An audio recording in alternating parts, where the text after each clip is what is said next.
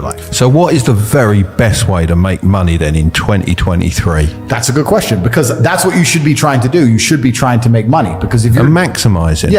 Because if you're a normal person with a normal wage and a normal income and you're focusing on investments, you're making a big mistake, because there's no way you can invest 500 pounds that's going to grow into, maybe you could pull off a lottery win shitcoin pump or something, but in general, with anything normal outside of this clown world garbage, which has vanished because the real world's back, because the last 2 years have been clown world. Now the real world's back and it's hard to make money again. There's nothing you can put 500 pounds in without doing any work, and it's just going to blow up and it's going to make you a millionaire, right? So if you don't have significant money to invest, you shouldn't be focusing on investments. You should be focusing on how to make more money. And there's lots of ways to do that. So when you say don't focus on investments, do you mean like have it in the background still and focus your main energy on making money, or not do it at all? Let's say you're a normal person, you're working a normal job, you're making $4,000 a month, and you pay all your bills and you're left with $1,000 a month. And then in your spare time, you're worried about how to spend that or how to invest that $1,000 a month. Right. I think that's a waste of time. You should be far more worried about spending your time trying to make more money. Yeah, because 100%. $1,000 a month, it's just not enough money. So you could invest that $1,000 in yourself. Absolutely. Invest in knowledge or something like that. But investing in a coin, like I said, unless it's a lottery win. And before I go on to answer the question, I do want to make something clear. I think the last 2 years have been a fantastic period of wealth creation. The money printers were on full, and it was full clown world, and it was bullshit. And a lot of people made money during the clown world and spent it all, and they now think they're going to continue to make money in clown world that's ways. not happening. No, the real world is back. The brokies and the wagies, you're all going back to McDonald's. If you bought Pooh Dick coin and made 200 grand, and you think you're going to be able to continue to do that for the rest of your life, you're a dumbass. That was a once in a lifetime generational gap where you could pull something off, and now it's back to the hard times. Even all the big tech companies, and the tech companies make money from the sky for free with pixels. They're cutting staff. If they're cutting staff, then it's really hard. It's going to get very difficult to make money now. So a lot of the dumb shit is over. In terms of how to make money in the world today, it's hard. I think that the world is changing into an economy which is to a degree based on attention. I think you need to find a way to get attention to you and who you are, your product or your service, and find a way to monetize it. So the easiest way to do that is to have some knowledge.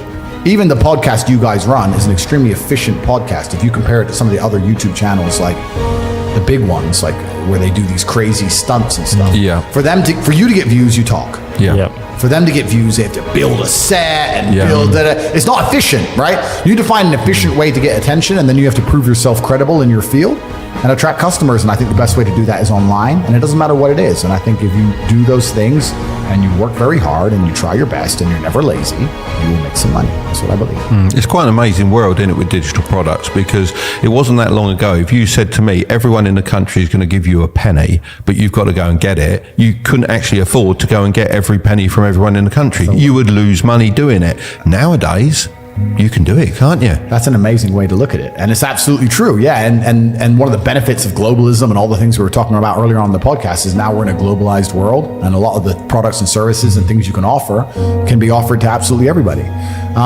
So inside of don't want to do a plug, but I will, but inside of our university, we teach a bunch of things. We have 18 modern wealth creation methods, but they're all based on online. I think online, it's not groundbreaking to say the internet's here to stay and it's the future. And I think that whatever business you're in, you need an online presence to it.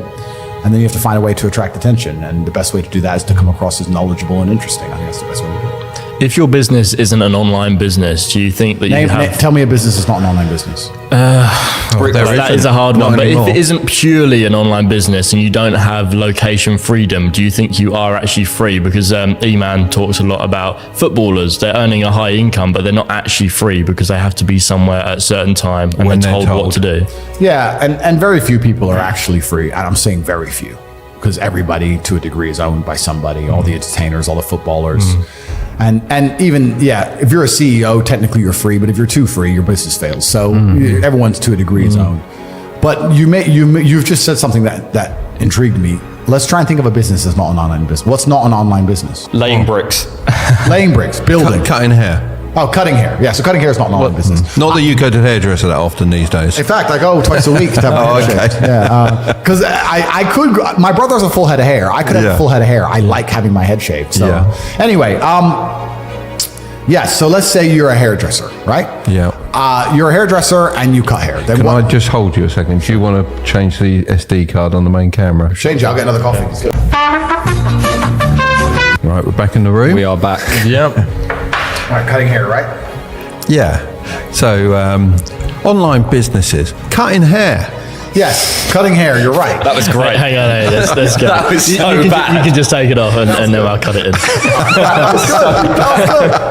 Back in the room. Cutting hair. So, Like a TikTok. yeah, cutting hair. So then you have to define what an online business is, because if you start attracting attention online, that could, I guess you could say it's an online business. But let's try and think about something that's purely online. You're going to have to find a problem to solve. So if you're a hairdresser, you can either solve the problem of teaching people how to cut their own hair, which most people are probably not going to be that interested in, or something that goes wrong with hair. So you can say, I'm a hairdresser. I've been a hairdresser for a long time. I've identified men that have male balding patterns that go wrong, or women whose hair is damaged by dye and that can go wrong, etc. I've been a hairdresser for ages. Here's my Instagram page of all the hairs I've cut, and here's the way I can help you. You can start a YouTube channel that shows all the, you can come up with some health care, some hair thing. You could literally get some cream from X place and add in some avocado oil, some garbage, say it helps people and say it helps their hair. You've been around for a long time and you can establish credibility. You establish credibility based on the fact that you cut hair, you've been around for ages, and you know exactly what you're talking about. You have this cream, you have this product now that has helped X amount of customers. You can give it to your customers and they can start to give you reviews and say, yeah, it works fantastically. You can sell it by your Instagram page for $7 a bottle. And bam, you have an online business. Anything can be done, right? You can forget about the manual part of the business from that So point it's about on. transitioning. It's about establishing credibility and getting attention. It's almost as well building a brand, knowing what to put into the brand and what to actually discard. Completely. If you establish credibility and you gain attention, you'll make money. So I'll give you another example. I had a friend who was a personal trainer. He used to go to the gym every day and he used to train people.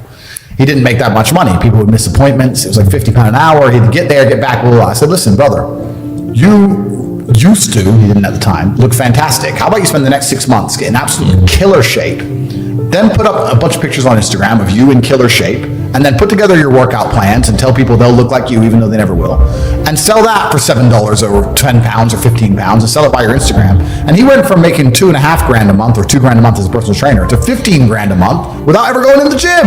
He only went to the gym for himself because he was selling information. So It's funny, that's exactly what I've said to my personal trainer. I was like, read Expert Secrets by Russell Brunson and understand the online world a little bit and move to your business online. completely. And that's what a lot of people are doing now, but now it's getting more and more competitive. So you have to establish credibility and get attention in a way which is becoming more difficult. Like in the fitness industry, it can be done purely on how you look. You can get some credibility and attention. But especially in the business world now, you have to be very knowledgeable. You have to be because that's the way things go when they get competitive, which is fine.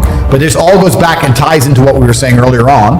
If you're not trying your best and working hard and paying attention, then you're going to get wrecked.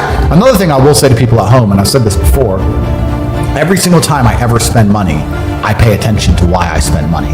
And that gives you a lot of information and a lot of knowledge when it comes to sales and marketing. If I go and I buy some clothes, I am conscious about why did I choose this store instead of that store or that store? What were they doing better? Correct. Is it the branding? Do I know them? Am I familiar with them? Is it because there was no line? Is it because they had a brighter sign? What was it? Oh, there's a line there. There's no line here. So in my physical businesses, which I have in Romania, I have this thing with the staff. I said, there can never be a line.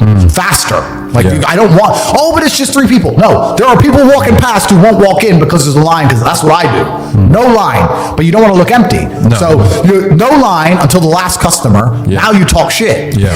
So there's one person. Yes. You have to manage these things. Most people don't micromanage this stuff. I think it's almost an illness that you seem to have that I have, because I can wander around a shop and I'll say to my wife, I'll say, look at that, that's beautiful. She said, what are you looking at? I said, well, the way they've displayed that, that is, I'm taking that, I'm using that, completely. And I'll be online and I'll go, look at the way they've done that. Right, I can morph that into my business.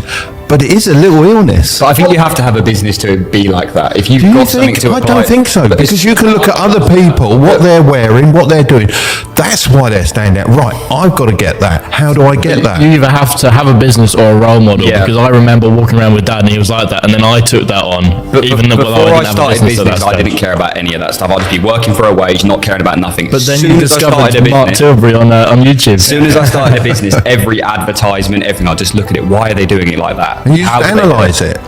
Exactly. It's a free lesson. You don't have to reinvent the wheel. No. You have to pay attention to seeing people who are doing things and if they work and how they work. And you're completely and utterly correct. And you should do that all the time. Every time you spend money, you should work out how they convinced you to spend money. I had a friend who used to run these radio controlled cars at these model events. Yeah. And he said, I can't make enough money. I said, of course you can. He said, no, I can't. I said, well, let me re-engineer your business doing this over a weekend.